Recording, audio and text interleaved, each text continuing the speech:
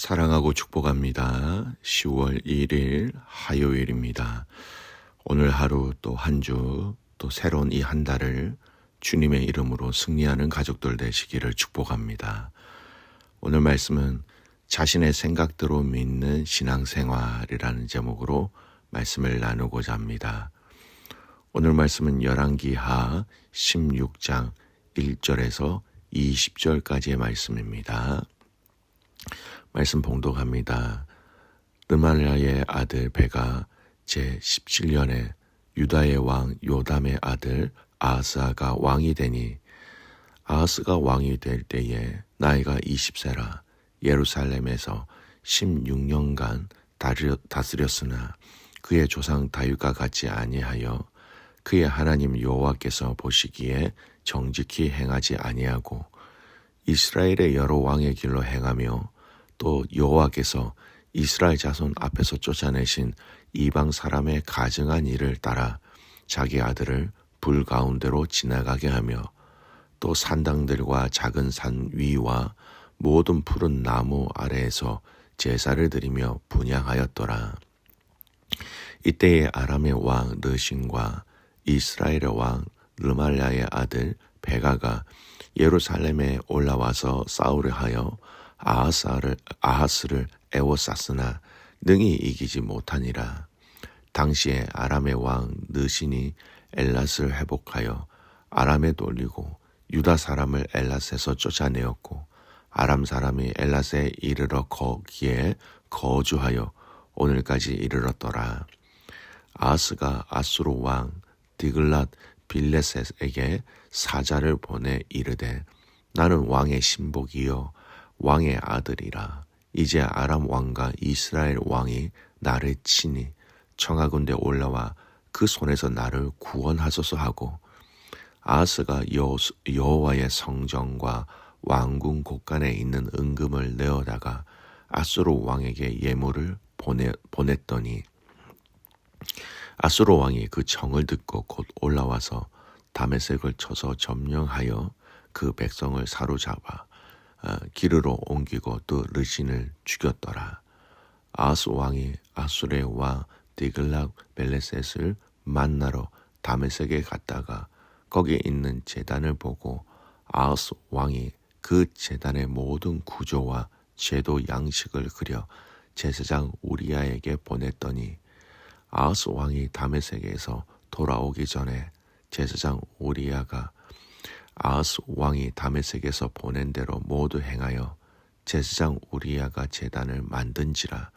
왕이 다메섹에서 돌아와 제단을 보고 제단 앞에 나가 그 위에 제사를 드리되 자기의 번제물과 소제물을 불사르고 또 전제물을 붓고 수은제를 짐승의 피를 제단에 뿌리고 또 여호와 앞 곧 성전 앞에 있는 놋제단을 새 제단과 여호와의 성전 사이에 옮겨다가 그 제단 북쪽에 그것을 두니라.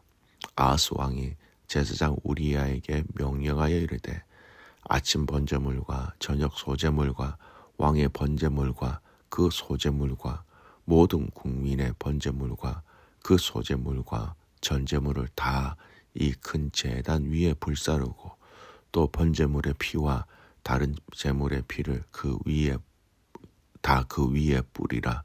오직 놋제단은 내가 주께 10줄 이래만 쓰게 하라 하매 제사장 우리야가 아하스 왕의 모든 명령대로 행하였더라.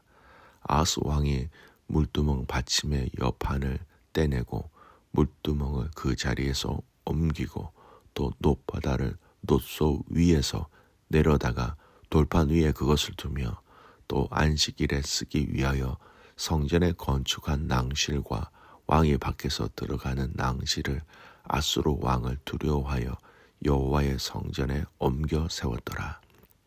아하스가 행한 그 남은 사적은 유다 왕 역대지락에 기록되지 아니하였느냐.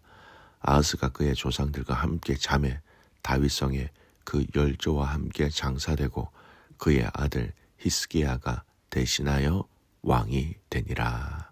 아멘. 오늘 말씀 제목은 자신의 생각대로 믿는 신앙생활이라는 제목으로 함께 말씀을 나누고자 합니다. 오늘 읽은 본문은 유다의 왕 요담의 아들 아하스 왕의 스토리입니다. 이 아하스 왕은 오늘 본문을 읽으면 금방 알 수 있는 것처럼 하나님 앞에서 정직하지 못하고 하나님을 제대로 섬기지 못한 왕이었습니다. 성경은 그를 어떻게 평가하고 있는가라는 것을 좀 살펴보았으면 좋겠습니다. 2절에서 4절까지 말씀이에요. 아하스가 왕이 될 때에 나이가 20세라 예루살렘에서 16년간을 다스렸으나 그의 조상 다윗과 같이 아니하여 그의 하나님 여호와께서 보시기에 정직히 행하지 아니하고 이스라엘의 여러 왕의 길로 행하며 또 여호와께서 이스라엘 자손 앞에서 쫓아내신 이방 사람의 가증한 일을 따라 자기 아들을 불 가운데로 지나게 하며 또 산당들과 작은 산 위에 모든 푸른 나무 아래에서 제사를 드리며 분향하였더라. 아하스 왕의 삶 전체를 몇 문장으로 이렇게 요약할 수 있다라는 겁니다. 정직히 행하지 아니하였다. 하나님 앞에서 옳은 마음, 선한 마음이 없었다라는 겁니다. 이방 사람의 가증한 일을 행하였다. 우상 숭배를 할 때마다 여러분 성경은 가증한 일이라는 이 단어로 표현하고 있습니다. 그리고 그 우상 숭배는 더 나가서 자기 아들을 불 가운데로 지나가게 하였다라는 말로 표현하고 있지요. 아들을 불태움으로 신에게 자비와 기도의 응답을 구하는 그 당시 이방 종교 우상 숭배의 제사 형식 중에 하나였던 것입니다.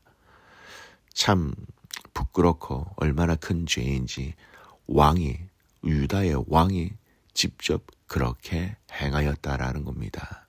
그러니 우상 숭배가 그 땅에 얼마나 만연하게 퍼져나갔는지 그리고 그 당시 상황과 환경이 얼마나 엉망진창인지를 우리가 잘 알 수 있습니다. 한 사람의 인생을 요약하는데 하나님의 이름과 하나님의 내용이 전혀 들어가 있지 않고 오히려 부정적인 삶의 원리와 내용들이 다 기록되어져 있다라는 것이지요. 이 본문의 이후에 이제 실질적인 예를 들어 한 가지를 설명하고 있습니다. 5절 말씀. 이때에 아람의 왕 느신과 이스라엘의 왕 르마나의 아들 베가가 예루살렘에 올라와서 싸우려 하여 아하스를 애워쌌으나 능히 이기지 못하니라.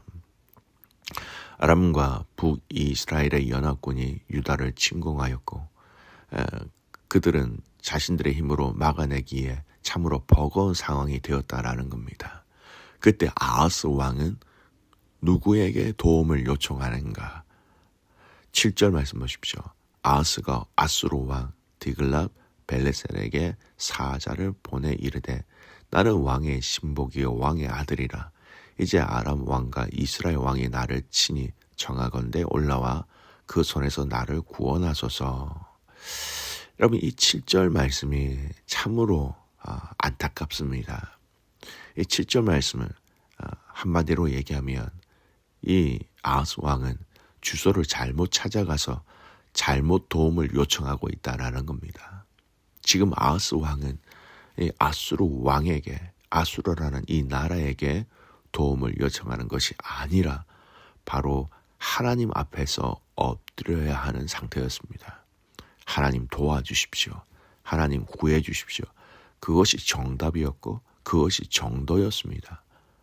그러나 그는 그 대신 아수르 왕에게 사자를 보내어 도와달라고 얘기하는데 그 도와달라는 그 의미의 메시지가 무엇입니까?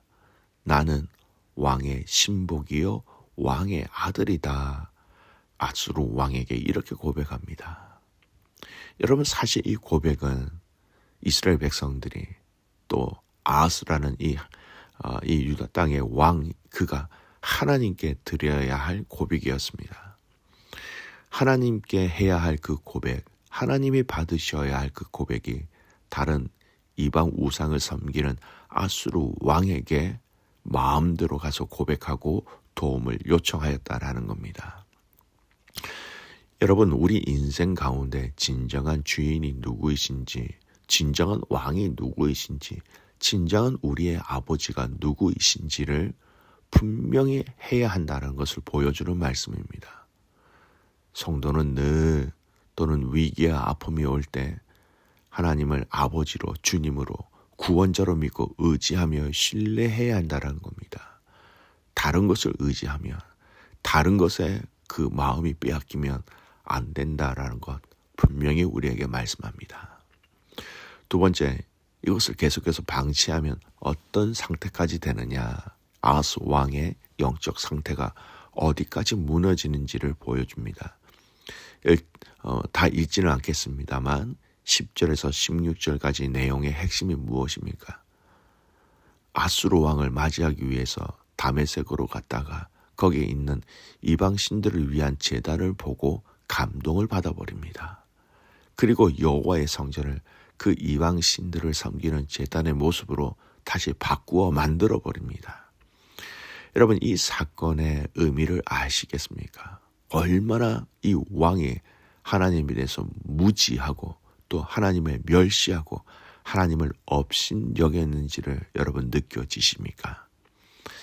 하나님보다 이방 신들에 대한 의지와 영향력이 더 컸다라는 겁니다. 그리고 이방 신들을 섬기는 그 제단에 자기 보기에 더 좋고 더 마음에 와닿자 하나님께서 말씀하셨던 그 성전의 모든 구조와 원리들을 다 바꾸어 버린다라는 겁니다. 성전을 변형시켰다. 자기 보기에 더 좋아 보이는 것으로. 여러분, 성전은 하나님의 방법으로 세워져야 합니다. 성전의 기물도 하나님께서 말씀하신 원리대로 세워져야 하는 것입니다. 이 성전에서 예배하는 예배의 방식도 하나님의 방법으로 예배하며 제사 드리는 거였습니다. 그러나 이 아하스 왕은 이것저것 보면서 더 좋아 보이는 것으로 자신의 생각으로 이것이 훨씬 더 좋겠다라는 그 원리와 방법으로 예배와 그 형식과 방법들을 마음대로 바꾸어버린 것과 이 결과가 이렇게 초래되었다라는 겁니다. 사랑하는 성도 여러분, 하나님에 대해서 점점 멀어져 가고 있는 이 왕과 유다입니다.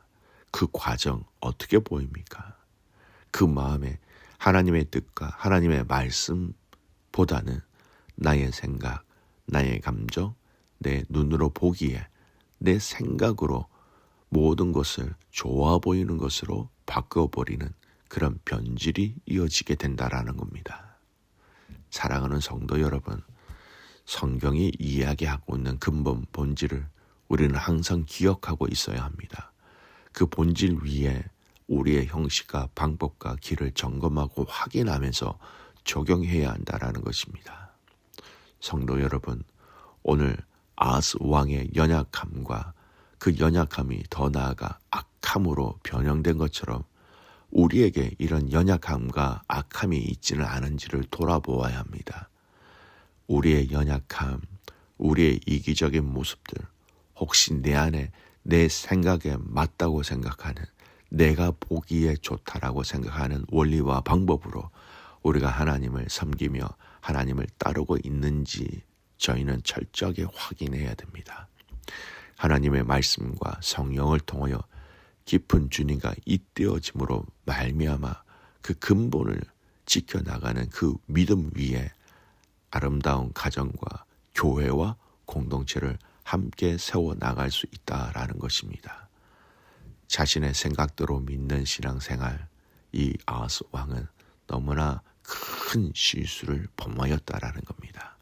성도 여러분, 오늘 우리의 생각을 내려놓고 하나님의 말씀 앞에, 하나님의 뜻 앞에 우리 안에 계신 그 성령님의 그 음성의 인도하심을 통하여 우리에게 주어진 많은 문제와 또 아픔과 기도의 제목들 위에 하나님 앞에 이 마음으로 엎드리며 기도하며 나갈 때에 주님의 생각을 우리에게 부어주시는 그 은혜를 누리며 그렇게 깨달으며 그렇게 순종할 수 있는 저와 여러분이 되시기를 주님의 이름으로 축복합니다. 아멘.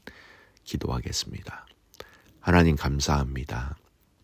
오늘 이 하루 한 주, 또 10월이라는 이 한 달이 시작되어지는 오늘 이 날에 우리 자신의 생각들을 내려놓고 하나님의 생각이 무엇인지, 하나님의 뜻이 무엇인지, 하나님의 인도하심 가운데 순종하며 그 길을 살아가는 저희들 되게 하여 주시옵소서.